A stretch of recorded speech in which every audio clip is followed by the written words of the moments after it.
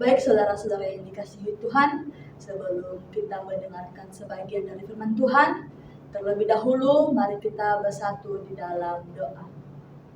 Segala puji syukur kami panjatkan di hadapan-Mu ya Tuhan Yesus pada hari ini, di mana sebentar lagi kami akan mendengarkan sebagian dari firman-Mu. Maka dari situ Tuhan, Engkau tolong, Engkau pimpin kami Tuhan Yesus setiap yang mendengarkannya. Berkati juga ya Tuhan hamba-Mu yang menyampaikan kebenaran firman-Mu. Dia tidak mempunyai kekuatan apa-apa ya Tuhan Yesus selain yang Engkau berkata-kata di atas hidup hamba-Mu ini. Terima kasih Tuhan Yesus, ini seluruh ibadah kami, Engkaulah yang beracara di atasnya. Terima kasih Tuhan Yesus, dalam nama Tuhan Yesus kami telah berdoa. Haleluya, amin.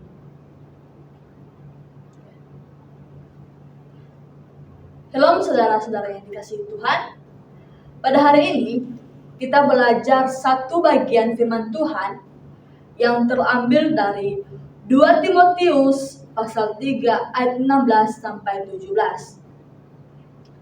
Sekali lagi, 2 Timotius pasal 3 ayat 16 sampai 17.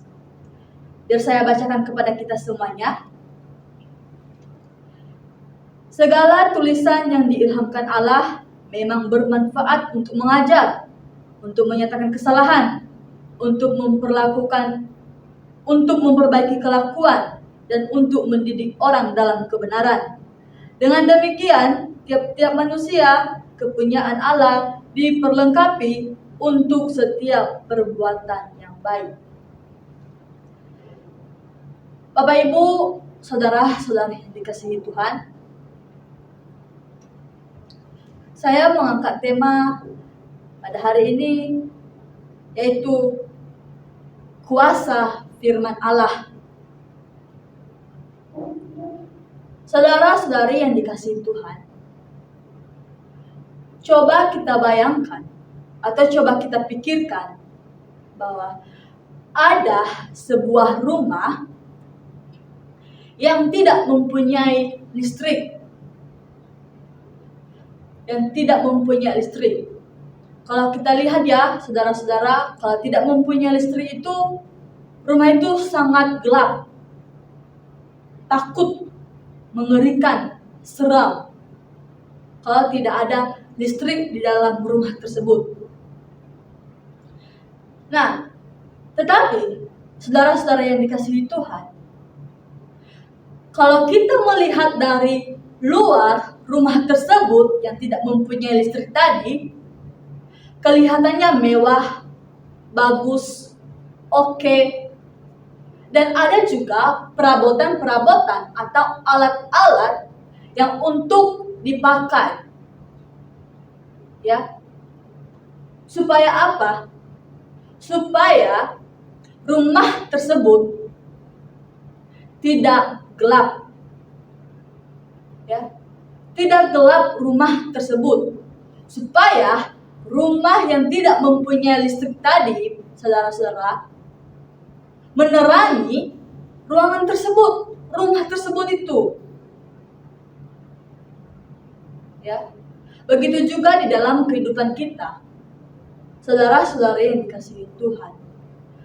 Kalau kita tidak mempunyai firman di dalam kehidupan kita, bisa saja kita sibuk beraktivitas, mengejar banyak hal yang tidak berguna. Tetapi bagaimana firman Allah itu yang sebenarnya di dalam kehidupan kita? Supaya firman Allah itu tidak menjadi gelap di dalam kehidupan kita, saudara-saudara yang dikasihi Tuhan. Ya, tanpa firman Tuhan, kita tidak tahu di mana arah kita. Kita tidak tahu di mana tujuan kita sebenarnya. Kalau kita tidak ada firman di dalam kehidupan kita, saudara-saudara. Ya. Kalau tidak ada daya listrik firman Tuhan di dalam kehidupan kita, saudara-saudara yang dikasihi Tuhan, yang tidak menerangi kehidupan kita, kita bisa aja sia-sia melakukan apa yang kita capai, apa yang menjadi tujuan kita ke depannya kalau kita tidak mempunyai dasar, yaitu firman Tuhan. Ya, saudara-saudara yang dikasihi Tuhan. Jadi, saudara-saudara yang dikasihi Tuhan, Paulus menuliskan Timotius ini pada masa yang penuh tantangan. Ya, banyak sekali ajaran-ajaran palsu pada saat itu. Banyak sekali orang-orang yang meninggalkan kebenaran, saudara-saudara yang dikasihi Tuhan, pada saat itu. Ya. Di tengah-tengah situasi itu, Paulus menegaskan bahwa satu-satunya yaitu firman Allah sendiri. Ya, tidak ada yang lain. Cuman firman Allah. Firman Allah lah yang memiliki kuasa. Firman Allah lah yang memiliki atau yang menerangi hidup kita. Ya. Firman adalah ilham yang dilangsungkan oleh Allah. Artinya berasal dari nafasnya sendiri. Ya, firman Allah itu berasal dari nafas Tuhan sendiri, saudara-saudara yang dikasihi Tuhan. Ya.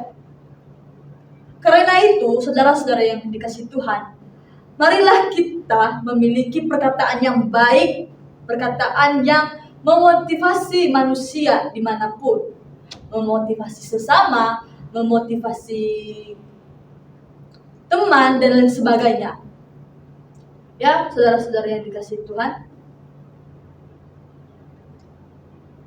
So, hari ini saudara-saudara yang dikasihi Tuhan, kita akan melihat bagaimana kuasa firman Allah itu bekerja di dalam kehidupan kita. Ya, sebagaimana dijelaskan di dalam 2 Timotius ini, pasal 3 ayat 16 sampai 17. Yang pertama, saudara-saudara yang dikasihi Tuhan, firman Allah memiliki kuasa untuk apa? Untuk mengajar kebenaran. Ya, di sana Paulus dikatakan bahwa segala tulisan yang diilhamkan Allah sangat bermanfaat. Ya, jelas sekali saudara-saudara yang dikasihi Tuhan bahwa firman Allah ini sangat bermanfaat untuk kita, ya, dan sangat untuk mengajar kehidupan kita. Kata mengajar dalam bahasa Yunani adalah didaskalia. Artinya bukan hanya untuk memberi pengetahuan, tetapi memberi pola pikir dan karakter seseorang. Ya, firman Tuhan, saudara-saudara yang dikasihi Tuhan, bukan informasi rohani. Ya, sekali lagi saya katakan, firman Tuhan adalah bukan informasi rohani, tetapi transformasi hidup. Ya, firman Tuhan mengajar kita untuk mengenal siapakah itu Allah dan siapakah kita di hadapan Allah. Ya, bukan berarti kita mengenal lebih dalam itu Allah, atau kita selidiki, atau kita cari-cari Allah itu siapa sebenarnya. Ya. Tetapi di sini dikatakan bahwa firman Tuhan adalah mengenal siapakah itu Allah dan siapakah kita di hadapannya. Ya. Dunia, saudara-saudara yang dikasihi Tuhan, sangat memberi banyak hal, sangat memberi teori-teori yang banyak hal. Ya. Baik itu tentang kehidupan, baik itu tentang hal-hal duniawi, dan lain sebagainya. Ya. Tetapi firman Allah di sini dikatakan bahwa firman Allah mengajarkan kita untuk kebenaran yang sejati, yang berasal dari Allah sendiri. Ya. Tanpa firman Allah, saudara-saudara yang dikasihi Tuhan, kita bisa tersesat. Ya. Kita bisa aja tersesat dan mudah arus, mudah goyah kalau kita tidak tahu firman Allah. Ya. Kalau kita lihat zaman sekarang banyak sekali tren-tren yang muncul. Ya. Banyak sekali tren-tren yang mengikuti duniawi. Ya, baik itu tren, opini dan lain sebagainya. Berarti atau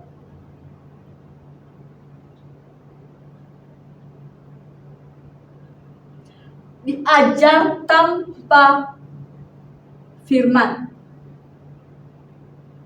Ya, diajar tanpa firman. Namun, saudara-saudara yang dikasihi Tuhan, firman Allah mengajarkan kita di arah yang pasti. Ya. Seperti pelita yang menuntun langkah kita di tengah-tengah kegelapan. Ya. Bisa kita baca di Mazmur 119 ayat 105. Ya. Coba kita pikirkan ya, saudara-saudara yang dikasihi Tuhan, seperti seseorang yang hidup tanpa firman. Ya. Ia seperti kapal tanpa kompas. Ya, yang terampung di tengah-tengah air. Ya, atau yang terampung di tengah-tengah laut. Ya. Di mana arah angin, di situ juga kita pergi. Tanpa kita harus tahu di mana arah kita. Ya. Begitu saudara-saudara yang dikasihi Tuhan, yang tidak memiliki firman di dalam kehidupan kita, yang tidak memiliki firman Allah di kehidupan seseorang. Ya. Tapi ketika seseorang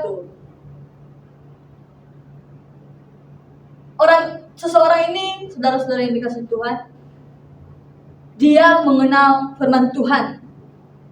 Apa yang menjadi pegangannya? Yaitu firman Tuhan. Ya. Seseorang anak ini pegangannya adalah firman Tuhan. Ia tahu di mana arah yang benar dan ia tahu di mana arah yang tidak benar. Jadi, saudara-saudara yang dikasihi Tuhan, ini menunjukkan kepada kita bahwa Allah memiliki rencana yang sempurna. Ya. Sekali lagi saya katakan, Allah memiliki rencana yang sempurna, saudara-saudara yang dikasihi Tuhan. Ya. Jadi, aplikasinya dalam kehidupan kita dalam poin pertama, saudara-saudara yang dikasihi Tuhan, adalah kuasa firman Allah membentuk pikiran dan hati kita. Ya. Hanya jika saja kita mau mendengarnya dan membaca dan merenungkan setiap hari, saudara-saudara yang dikasihi Tuhan. Yang kedua, firman menegur hidup. Ya, kita tahu saudara-saudara yang dikasihi Tuhan, firman yang menegur hidup itu adalah memberikan informasi rohani. Ya. Memberikan informasi rohani, saudara-saudara yang dikasihi Tuhan, tetapi juga memiliki kuasa untuk menunjukkan kesalahan manusia. Ya. Menuntun mereka kembali di arah yang benar. Di mana Paulus berkata di dalam 2 Timotius pasal 3 ayat 16 bahwa tulisan yang diilhamkan Allah bermanfaat untuk menyatakan kesalahan, untuk memperbaiki kelakuan. Ya. kata bahasa asli dalam menyatakan kesalahan adalah elekmos. Elekmos yang artinya teguran, menyingkapkan kesalahan, dosa, dan kekeliruan. Ya. Firman Tuhan, saudara-saudara yang dikasihi Tuhan, seperti cermin yang memancarkan kejujuran di dalam kehidupan kita. Ya. Menampilkan semua yang tersembunyi di dalam kehidupan kita. Ya. Menampilkan semua yang ada di dalam diri manusia. Ya. Cermin bisa saja memunculkan di dalam kehidupan kita seperti kesadaran menjalani hidup kita setiap hari, menyingkap yang tidak sesuai dengan kehendak Allah, dan lain sebagainya. Itulah yang menjadi cermin di dalam kehidupan kita. Ya. Cermin menampakkan seluruh kehidupan kita. Saudara-saudari yang dikasihi Tuhan. Ya. Kata elekmos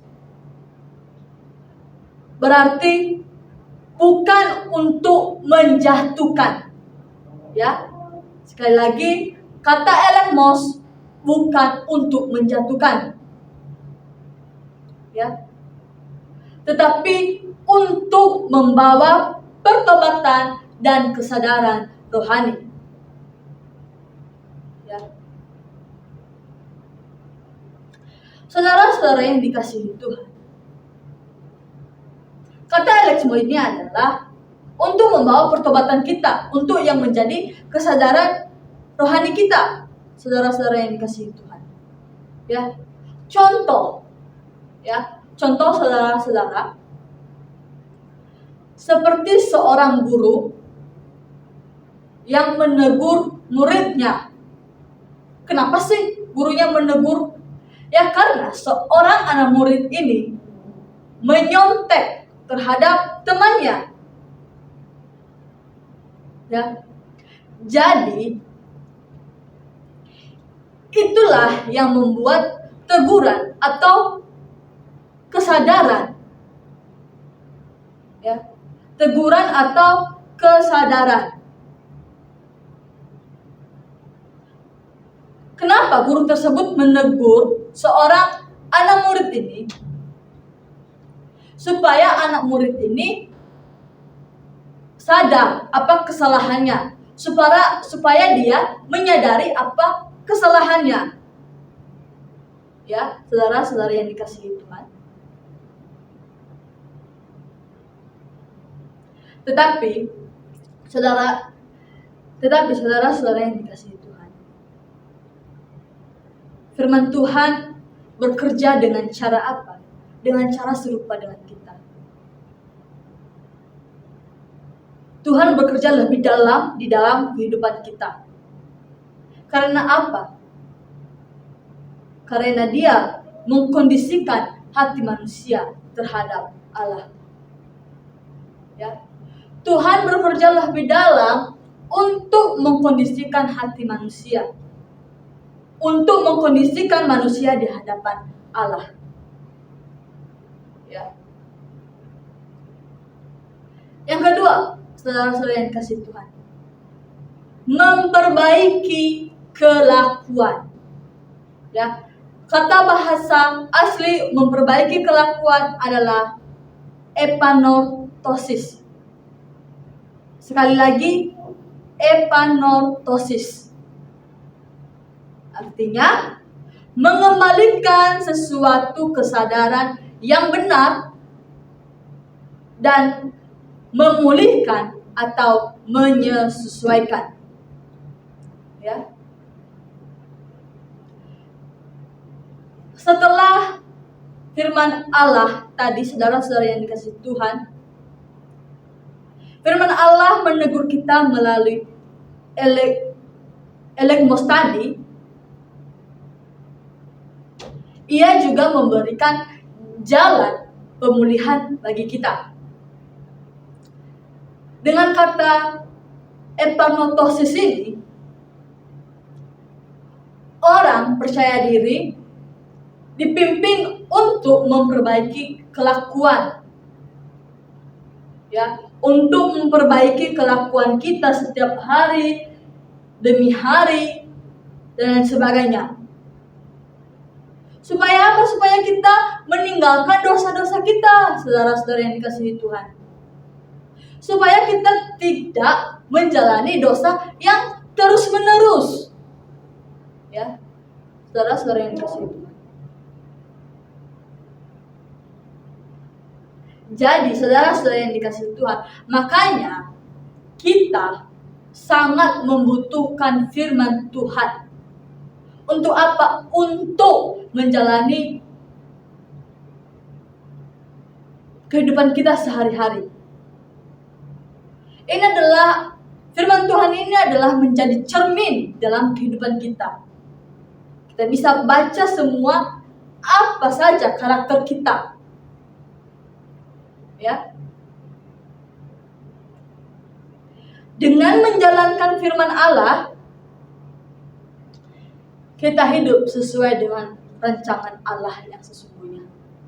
Sekali lagi, ketika kita menjalankan firman Allah dengan sungguh, maka kita hidup di hadapan Allah dengan sempurna. Ya, saudara-saudara yang dikasihi Tuhan. Seperti seorang tabib. Tahu ya, tabib apa? Seorang tabib ini adalah yang menyembuhkan tulang patah agar tubuh dapat berfungsi normal. Ya. Kalau kita mempunyai tulang kita patah atau pergelangan tangan kita patah dan lain sebagainya,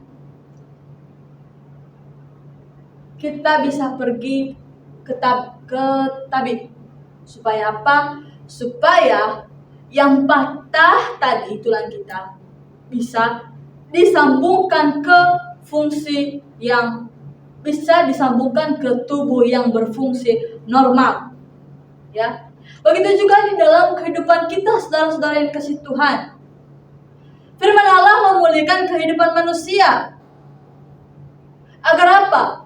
Agar berjalan dalam kebenaran, berjalan dalam sesuai dengan kehendaknya Tuhan. Ya, supaya kita tidak membengkok-bengkok. Ya. Kuasa firman Allah bukan hanya untuk menegur, tetapi juga untuk membentuk kehidupan baru manusia. Ya, membentuk kehidupan manusia yang baru yang berkenan di hadapan Allah. Ya. Firman Tuhan itu adalah membentuk di dalam kehidupan kita. Kalau kita tidak mempunyai firman Allah, kita tidak bisa membentuk di dalam kehidupan kita. Makanya saudara-saudara yang dikasihi Tuhan, maka firman Allah sangat penting di dalam kehidupan kita. Ya, firman Allah sangat penting di dalam kehidupan kita. Ya. Tanpa kita tidak memiliki firman Allah,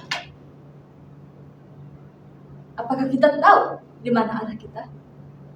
Apakah kita tahu di mana arah tujuan hidup kita? Apakah kita tahu siapakah kita sesungguhnya di hadapan Allah? Makanya saudara-saudara yang dikasihi Tuhan, kita sangat membutuhkan Alkitab atau firman Allah. Yang terakhir adalah firman memperlengkapi orang percaya. Paulus menuliskan bahwa segala tulisan yang diilhamkan Allah memperlengkapi orang percaya untuk setiap perbuatan baik. Ya, di dalam 2 Timotius pasal 3 ayat 17 kata Yunani adalah memperlengkapi, adalah ekstrasosis, yang berarti mempersiapkan sepenuhnya, membekali, ya, sehingga seseorang tersebut mampu melakukan tugas tersebut, ya, dengan tuntunan yang sempurna.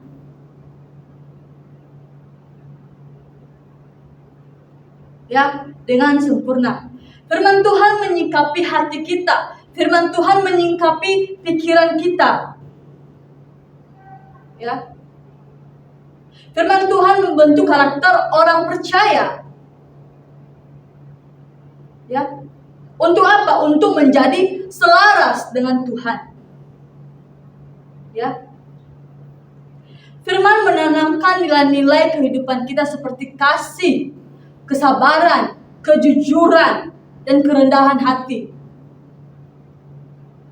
Sehingga perilaku kita mencerminkan pribadi kita. Ya, mencerminkan atau memperbaharui kehidupan kita. Ya. Kita tidak cukup saja untuk mendengarkan firman Tuhan atau hanya untuk mendengarkan kebenaran. Ya. Tetapi juga kita membutuhkan tindakan moral kita. Ya. Membutuhkan tindakan, saudara-saudara. Tanpa tindakan kita tidak bisa berbuat apa-apa. Ya. Tetapi perbuatan apa yang berkenan di hadapan Allah? Yaitu firman yang menjadi pedoman bagi kita. Firmanlah yang menjadi langkah kehidupan kita. Ya, langkah yang menjadi selaras dengan kita, dengan rencana Allah. Bukan hanya sekedar mengikuti normal dunia. Ya. Firman juga memberikan kepada kita kekuatan rohani. Ya, untuk apa? Supaya kita bisa menghadapi godaan-godaan, ada kesulitan-kesulitan, atau godaan-godaan dunia yang berketekanan di dalam kehidupan kita. Ya, firman Allah adalah menjadi sumber kekuatan kita. Ya, seperti pedang roh yang disebut di dalam Efesus pasal 6 ayat 17. Ya, berkata, firman membekali kita untuk menghadapi serangan rohani, membuat iman kita kokoh, dan menjaga hati tetap teguh dalam kebenaran. Ya, kita bisa melihat contohnya, saudara-saudara yang dikasihi Tuhan, seperti Yesus dicobai di padang gurun. Ya, ketika Yesus mencobai di padang gurun, dia menanggapi dengan firman. Ya, seperti ada yang tertulis, ada yang menjadi senjata, dan lain sebagainya. Jadi, saudara-saudara yang dikasihi Tuhan, mengapa kuasa firman Allah penting bagi kehidupan orang percaya untuk melakukan perbuatan yang baik? Yang pertama, firman Allah memiliki kuasa untuk mengajar kebenaran. Yang kedua, firman Allah menegur hidup.